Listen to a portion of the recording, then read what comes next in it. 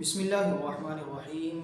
हर साल जब रमज़ान मुबारक का महीना शुरू होता है तो एक बहस हमेशा सामने आती है। एक मसला अक्सर इस मसले से वास्ता पड़ता है, वो ये है कि जो हम इफ़्तार करते हैं रोज़ा, इसी तरीके से जो हम सहरी खाते हैं, तो हमें इफ़्तार किस वक्त करना चाहिए। जो मस्जिदों में आज़ान होती है उन आज़ान पर इफ़्तार करना चाहिए, या जो कैलेंडर के अंदर वक्त दिया जाता है उस वक्त के हिसाब से हमें इफ़्तार करना चाहिए। इसी तरीके से जो सहरी है, तो सहरी जो हमें ख़त्म करनी है वो कब ख़त्म करनी है। क्या हमें जो आज़ान होती है फ़जर की उस वक्त सहरी ख़त्म करनी है, या कैलेंडर के अंदर जो वक्त दिया जाता है एहतियाती वक्त जो होता है उस पर ख़त्म करनी है। तो ये हर साल ये मसला सामने आता है, तो इसकी तफसील आपके सामने पेश करते हैं। तो याद रखें कि जो रोज़ा इफ़्तार करना है, तो रोज़ा इफ़्तार करने के लिए अज़ान ज़रूरी नहीं है, बल्कि असल वक्त का हो जाना है। फिर इसमें एक चीज़ है कि रोज़े के अंदर हुज़ूर अकरम सल्लल्लाहु अलैहि वसल्लम का इरशाद है कि रोज़े के अंदर जल्दी करो, यानी जब वक्त हो जाए तो फ़ौरन रोज़ा इफ़्तार करो, ताख़ीर करना मना है। इसमें एक चीज़ तो ये याद रखनी है कि जो जल्दी करने का हुक्म है उसका मतलब क्या है। बाज़ मरतबा लोग जल्दी करने का मतलब ये समझते हैं कि जो ग़ुरूब आफ्ताब जमतरी वगैरह के अंदर, या जो औक़ात नक्शा सलात है इसके अंदर जो वक्त लिखा हुआ है उसकी जैसे ही वक्त हो जाए तो फ़ौरन हम इफ़्तार कर लें, तो क्या ये ताजील है।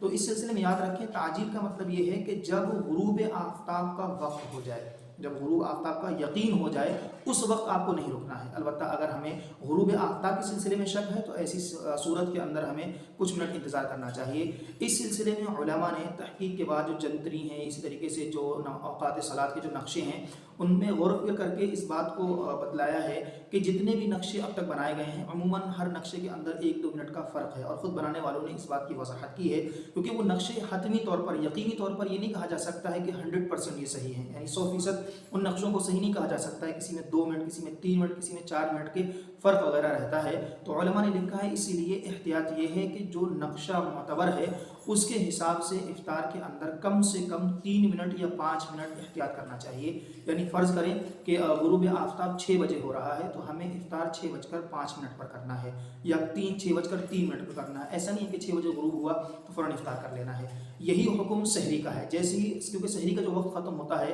वो सुबह सादिक पर ख़त्म होता है, और सुबह सादिक के जो औक़ात नक्शे के अंदर लिखे हुए हैं, जो वक्त लिखा हुआ है उसके हिसाब से हमें वहाँ पर 5 मिनट कम से कम पहले रुक जाना है, यानी सहरी खाना छोड़ देना है। इधर इफ़्तार में 5 मिनट ताख़ीर के एतबार से एहतियात करना है, और उधर 5 मिनट या 5 मिनट जो है कम 5 मिनट पहले सहरी को बंद कर देना है, ताकि हमें इस बात का यकीन हो जाए कि हमारा रोज़ा सही है। इसी क्योंकि और पैगम्बर सल्लल्लाहु अलैहि वसल्लम का फरमान है सहरी में ताख़ीर करो।